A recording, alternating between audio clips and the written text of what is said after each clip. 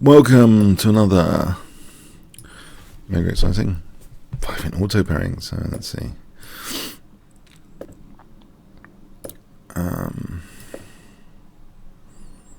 Yeah, let's play the. So he's got his bishop out and I haven't, but he did neglect B7 in doing that. B7.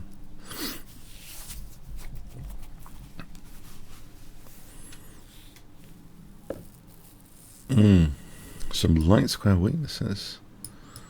Interesting.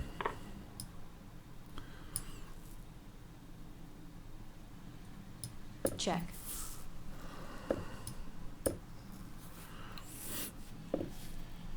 This stops knight d7 now because of knight takes c6. That looks interesting.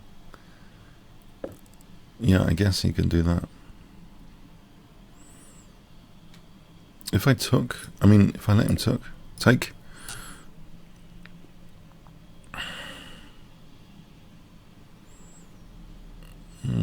Okay. Isn't a knight takes, no, potentially not here. Unfortunately, I can threaten.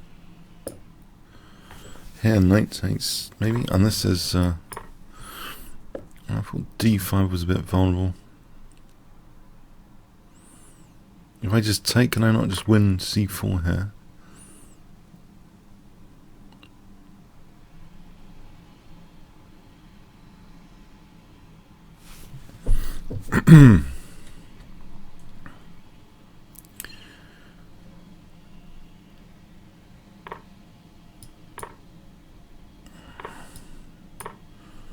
I'm hoping e4 is going next.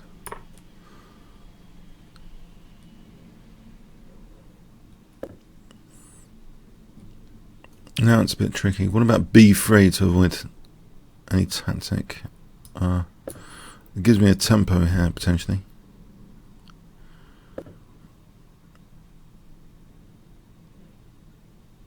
Okay, queen d4. Try and get the queens off. Is that possible? Maybe with bishop a3 to follow, or bishop b2 maybe. Bishop a3, the thing is rook d8, knight d3 if I go there. Bishop a3, it's pinned. Rook d8, queen f4, knight d3, bishop e7. Let's pin that.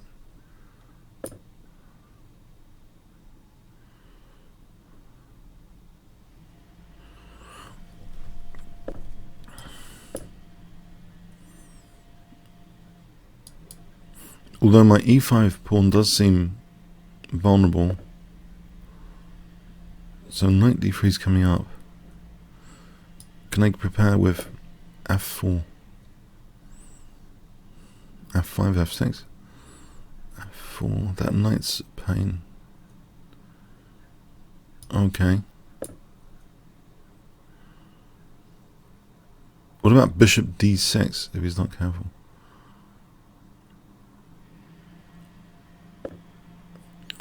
Right, knight e2 to be avoided.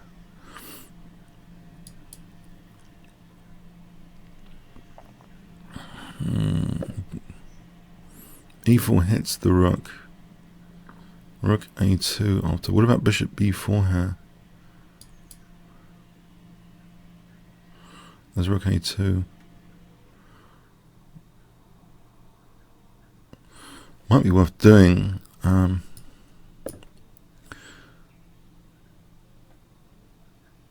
Rook a2, bishop takes c3, protecting the rook. So rook takes, bishop takes. That might be, yeah, that's why that's worth doing.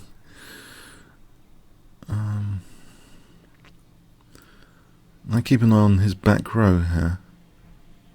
Queen a8.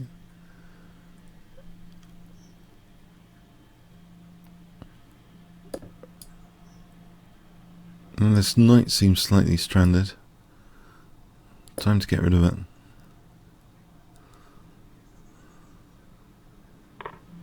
Oh, he's on my back row right. Okay, let's get out of the firing line there.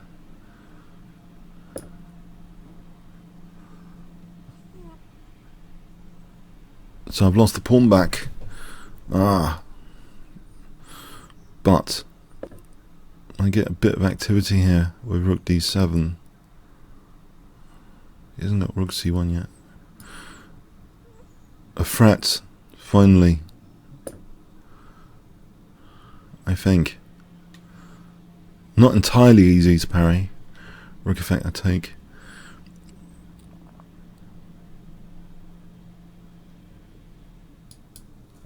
Maybe I should take that knight off. It's causing too much trouble. It's still a pawn up. There's queen b7. Potentially. Or queen g4. Queen g4 immediately. I might have rook g7 and queen takes c8 pinning. Actually. So let's hold off for a moment. Taking a knight. Rook g7, queen takes. If the knight moves, queen takes rook.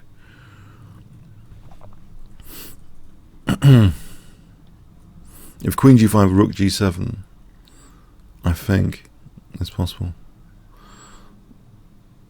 Oh, that's unfortunate. Okay. Okay, and still attack here. Queen f7.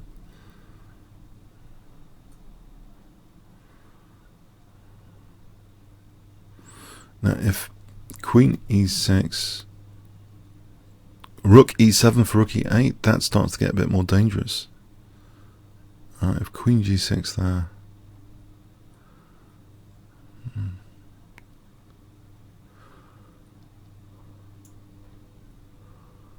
Let's say queen e6, rook e7, queen g6.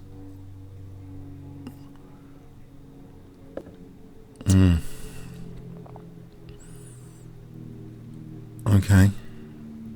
Play this anyway.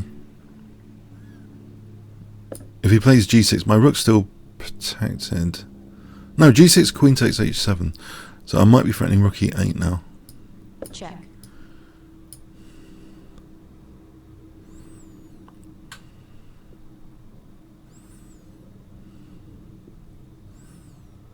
Yeah, it's useful, that bishop on f8 here.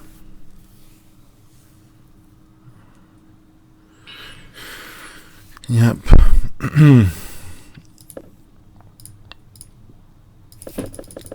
So yeah, I was on the verge of letting him come back there. Maybe it wasn't a big deal here. I don't know. Is b3 a good move? Yeah, it's mentioned b3 or b4. b4 might be better. Yeah, even better. Just to stop knight c5. Yes.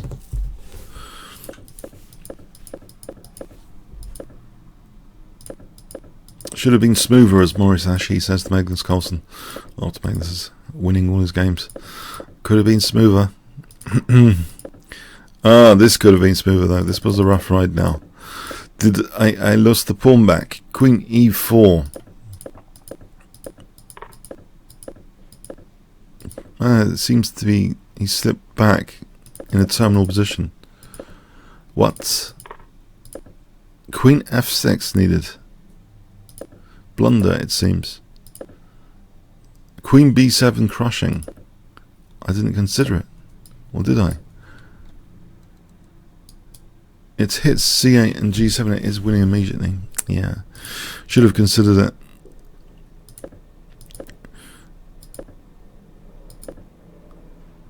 Rook c7 strong. Oh. And if he goes there? What's the meaning of this business? What is this e4 about? The knight? The knight and c8. Wow. It's hitting the knight and rook c8. Oh man. Check. Check. Check. Alright, so that's interesting. That e4, who would have thought?